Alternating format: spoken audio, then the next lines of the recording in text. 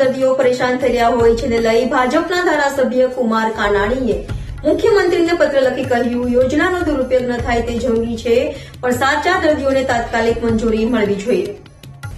ગુજરાતમાં ખ્યાતિકાંડમાં પીએમજેવાય હેઠળ થતી સારવારમાં ગેરરીતિ સામે આવ્યા બાદ સરકાર દ્વારા ગેરરીતિ રોકવા માટે કડક પગલાં ભરવામાં આવી રહ્યા છે. આ યોજના હેઠળ ગેરરીતિ કરતી હોસ્પિટલ સામે પણ કડક કાર્યવાહી કરવામાં આવી છે. જોકે આ કડક કાર્યવાહી વચ્ચે ઇમરજન્સી કેસમાં કેટલાક લોકોને ખરેખર જરૂર હોય ત્યાં હેરાનગતિ થઈ રહી છે.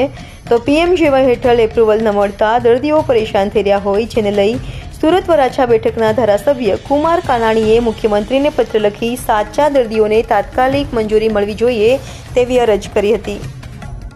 આયુષ્યમાન કાર્ડની અંદર રાજ્ય સરકાર અને કેન્દ્ર સરકાર વચ્ચે 10 લાખની યોજનાનો લાભ લોકોને મળી રહ્યો છે. ખૂબ સારું છે. તો અમદાવાદની ખ્યાતિ હોસ્પિટલનો જે કંઈ કૌભાંડ બન્યું છે ત્યાર પછી કાર્ડ એપ્રુવલ થતા નથી. મારા વિસ્તારની અંદર મારી પાસે જે કેસો આવ્યા છે, જે ફરિયાદ આવી છે, 8-10 લોકો એવા છે જે ખાટલે હોસ્પિટલના બિછાને પડ્યા છે અને કાર્ડના એપ્રુવલની રાહ જોઈ રહ્યા છે. હૃદય રોગનો હુમલો થયો છે. તો કાર્ડ એપ્રુવલ ન થાય તો એને બચવો તો કાં તો સ્વખર્ચે એને સારવાર કરવી પડે અથવા તો રાહ જોઈને બેસવું પડે.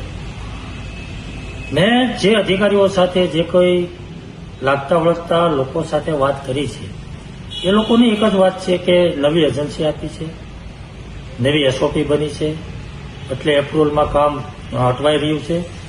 પરંતુ મારું કહેવાનું એવું છે કે કોઈ પણ ઘટના બની હોય, જે કાંડ થયો છે, ખોટું થયું છે, એને અટકાવવું જોઈએ અને એના માટે નવી એજન્સી આવે, નવી એસઓપી બને અને લોકોના કામ અટવાયા કરે. ના તો આયુષ્યમાન પેઢી એવું છે કે જીવનું જોખમ હોય છે. તો મારી માગણી એ જ છે કે કોઈ પણ એજન્સી હોય કે કોઈ પણ નવી એસઓપી હોય પણ તાત્કાલિક એપ્રુવલ મળે એના પ્રયાસો સરકારે અને વિભાગે કરવા જોઈએ અને તાત્કાલિક લોકોને સારવાર મળવી જોઈએ.